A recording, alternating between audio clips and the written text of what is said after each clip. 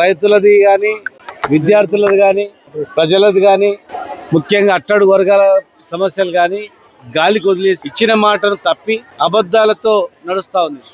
అబద్ధాలతో మోసాలతో నడుస్తా ఉంది. మోసము, అబద్ధము, చీటింగ్ ఎన్ని పేర్లు ఇట్లా కాలేజీలు ఫీజు రియంబర్స్మెంట్ రాక, విద్యార్థులకు స్కాలర్షిప్స్ రాక, ఫీజు రియంబర్స్మెంట్ రాక కాలేజీలు మొత్తం కూడా ఇలా దివాలా తీసి కాలేజీలు బంద్ చేసే స్థాయికి వచ్చాయి. సరే, చట్టసభలో రిజర్వేషన్ వస్తుంది కదా, కనీసం స్థానిక సంస్థల్లోనైనా రిజర్వేషన్ ఉంటే మరి రాజకీయంగా కొంచెం గుర్తింపు ఉంటుంది కదా అని అనుకుంటే మరి 42% రిజర్వేషన్ పైన మాటలు గొప్ప మాటలు చెప్పారు, గొప్పలు కొట్టిండ్రు.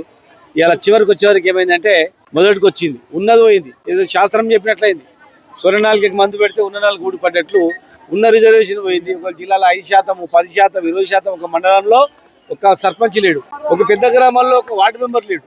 అంటే ఎంత అస్తవ్యస్తంగా అయిందంటే ఇలా ఎవడు అడిగిండు అభివృద్ధి గ్రామాల అభివృద్ధి కాదా బాబు, మాకు కావాల్సింది సామాజిక న్యాయం, మాకు కావాల్సింది మీరు ఇచ్చిన మాట ప్రకారం. గ్రామాల అభివృద్ధి బాగానే ఉంది, మీరు 2 నెలలు చేసేది ఏం లేదు. మళ్ళీ ఈ 3,000 కోట్ల గురించి గ్రామాలు అంటున్నారు. 3,000 కోట్లు మీరు అనుకుంటే గవర్నమెంట్లో 1,50,000 కోట్ల బడ్జెట్లో 3,000 కోట్లు పెద్ద లెక్క కాదు.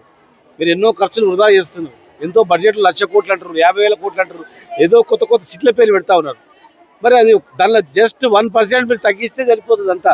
కానీ కేవలం అభివృద్ధి పేరు మీద బీసీలను మోసం చేసి రాజకీయంగా భూస్థాపితం చేయాలనుకుంటే మిమ్మల్ని భూస్థాపితం చేస్తారు, గుర్తుపెట్టుకోండి. మీరు భూస్థాపితం అయిపోతారు రాజకీయంగా. మళ్ళీ ఒక ఉద్యమం లేస్తుంది తెలంగాణలో, అది దేశవ్యాప్తంగా లేస్తుంది, ఇక్కడ నుంచే స్టార్ట్ అవుతుంది. కనుక మీరు కొన్ని ఉద్యమాలు అణచివేయచ్చు, కానీ బీసీ ఉద్యమాన్ని అణచివేయలేరు.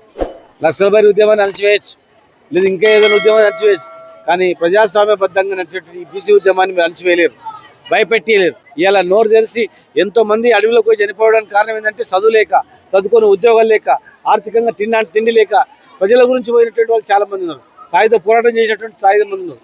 మరి ఇలా మళ్ళీ ఉద్యమం రాకుండా ఉండాలంటే ఈ దేశం రాష్ట్రంలో ప్రజలకు ఏం కావాలి, విద్యార్థులకు ఏం కావాలి, ప్రజలు ఏం కోరుకుంటున్నారు, మీరు ఏం మాట ఇచ్చారు, అది తప్ప మీరు అణచివేస్తూ పోతామంటే, మీ ఇష్టం వచ్చిన మీరు చేస్తూ పోతామంటే ఎవడు ఊరుకోడు.